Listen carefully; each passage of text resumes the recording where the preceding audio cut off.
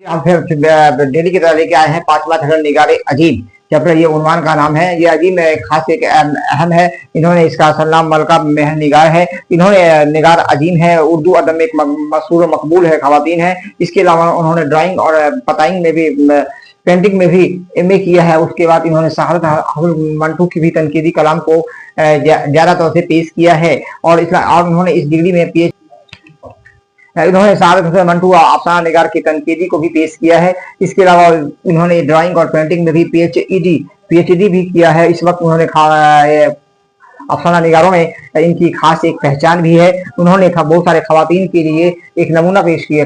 खवातीन के लिए नमूना है। जज्बात और एहसासात और महसूसात पर इन्होंने बहुत सारे अफसाने को लिखा है। खबर अस्पताल मौजूदा मुआसरे के बारे में भी इन्होंने तनकीदी अपने अफसानों के द्वारा लोगों को एक हिस्सों में पिरोने का काम किया है। अजीम निगार अफसानों का एक अहम हिस्सा है। 1990 में इसको शाये हुआ और 1999 में भी ये शाये हुआ। अफसानों के अलावा इन्होंने सफरनामा, तनकीद मैदानों और बहुत सारे अफसानों को शाये किया है। इनकी शायरी में एक अहम तनकीदी भी है और ये निगार में गर्व के नाम से एक सफरनामा भी लिखा है जो खासा मकबूल हुआ है।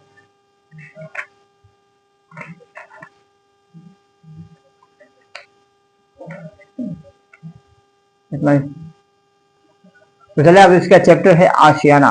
अपने बड़े बेटे और साज बहू नवा के साथ ये कई मुद्दत, यानी अपने बेटों के साथ इन्होंने कई मुद्दत को गुजारा और हर तरह का ये चैन मिला। उसके बाद ये हर वक्त अपने बातों को ख्याल रखते थे और हर तरह के आराम और मोहब्बतों के साथ ये रहते थे।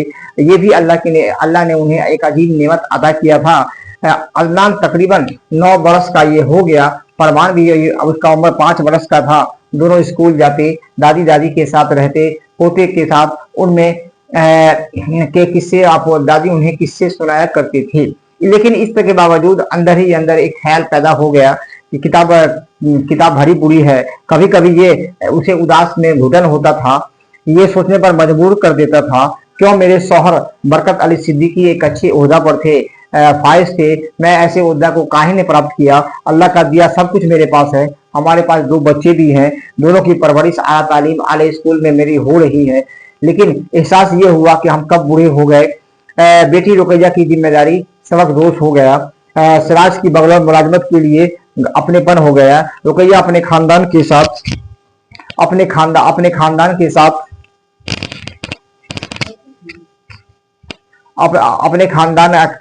साथ सबक दोष हो गया।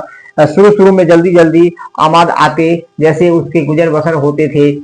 बरकत जैसे ही रचाए हुए सिराज अरफ है खिदमत गुजारी दिलजोई में रात दिन एक कर देते। मालूम होता था कभी कभी दोनों मियाँ बीवी खिदमत से शर्मिंदा है। जब नाश्ते की मेज पर पहरू साइंस में मक्खन की रोटी तह लगाकर आती थी तो भी हंस पड़ते थे।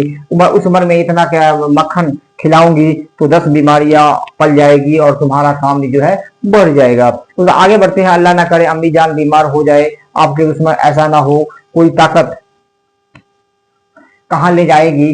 क्या अबू जान मुस्कुराते हैं। खाने पीने फिर फरोट लेने से जिम्मेदारियों और जरूरतों का भी पूरा ख्याल रखा जाता है। मसरूफ होते हैं, नए जमाने की होती है, कुदरती तौर से जुड़े होते हैं। वाकई सिराज का लाजवाब होता है। उसे अल्लाह ने भी अच्छी मुलाजमत की है, आराम मुहैया किया है। अरफाना को खामखा नौकरी के हुक्म दे दिए, उन्हें डालना चाहा है। उसके बाद जो है कि अम्मी सारी उम्र होगी, वो खाना पकाते रह जाएंगे, हम लोगों को आराम नहीं मिलेगा। सिराज आप बहुत काम करती हैं, बहुत अच्छे हैं, लेकिन अब नहीं मैं होता। और मैं कुछ कन से बाहर निकलती। सिराज भी अरफाना जवान बोलने बच्चों की तरह बोलने लगते हैं, आराम नहीं करते हैं, आप क्यों ऐसा करते हैं। इरफाना को भी परेशानी होती है तो क्या करे। खाना की सफाई सुथरा, बर्तन झाड़ू धोने दो आया लगी हुई थी, साफ सुथरा बड़ा काम। अरफाना जो है खाना खुद ही बनाती थी और अच्छा अपना ड्रेसों को साफ करती थी। उन्हें एहसास होता था कि 2 मलाजमाओं को पेश किया जाए, छोटे मोटे घर के काम मैं को खुद करना पड़ता है। अरफाना ने भी उन्हें ऐसा कभी नहीं सोचा था कि मुझे ये भी काम करना पड़ेगा और ऐसे धोए, फरेज ऐसे रखे, कपड़े को ऐसे सलीके से रखें और सफेद कपड़ों के साथ रंगीन कपड़े को भी सिराज फौरन रखे। अरे अम्मी ये सब आप क्यों ऐसा करती हैं। इसलिए कि आपको बहू का भी काफी है, आपको भी परेशानी होती है। अब मैं समझ गया कि परेशान नहीं होना चाहिए। इस घर पर हम मुझे भी हक है, मेरा भी हक है। ये बहू का घर नहीं, ये घरपा नहीं। सफाई सुथरा भी काम एक अहम चीज है।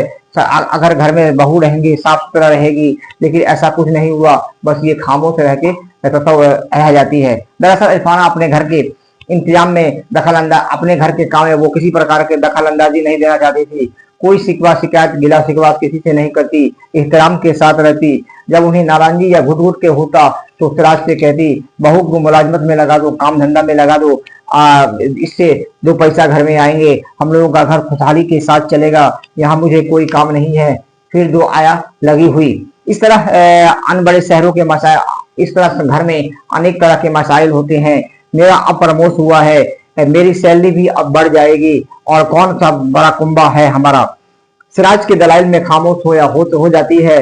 और भी पढ़ती है, अम्मी आप फिक्र ना कीजिए, इसकी अकल को मेरे बात में आ जाएगी। ये मुतमईन होकर काम करेंगे, इन्हें किसी प्रकार की दुश्वारी नहीं होगी।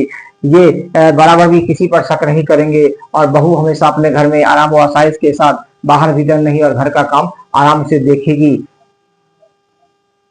ठीक जो बहू का काम होती है, ठीक है मैं करता हूँ। हम जो घर में बहू के घर के काम भी करते हैं, किताबें भी पढ़ते हैं, साफ सफाई का भी ख्याल रखते हैं। नौकर चाकर आते हैं, उन्हें सलाह मशवरा देते हैं, और कोई गलती उन्हें कोई समझाते हैं कि कोई समस्या हो, कुछ भी हो तो मुझे बोलना, इससे बड़े आराम से इस समस्याओं का समाधान कर लिया जाएगा। ये तो अपने, ये घर के बहू का काम, बहू घर की जीनत होती है। ये घर में रहते हैं, घर से बाहर नहीं जाते हैं। ये एक मेहमानों का भी इज्जत करना इनका काम है। मेहमानी दो गलत हो गए, बहुत ये हुए है ना, हम बीमार हो गए, और ये अपने घर में अपने छोटे बच्चे सबों की देखभाल करते हैं। घर बैठे छोट बड़े हो जाए, हम सब आते जाते रहेंगे। बरकत की मोहब्बत और खुदमाती ने मेरे अंदर सैकड़ों चिराग रोशन कर दिए। हमने भी आशियाना अपने घर को आबाद किया और आबाद करने का फैसला किया। इस तरह इस चैप्टर आशियाना का चैप्टर समाप्त हो गया, और कल बचे हुए सवालों को, कल सवाल और जवाब को लिखाया जाएगा।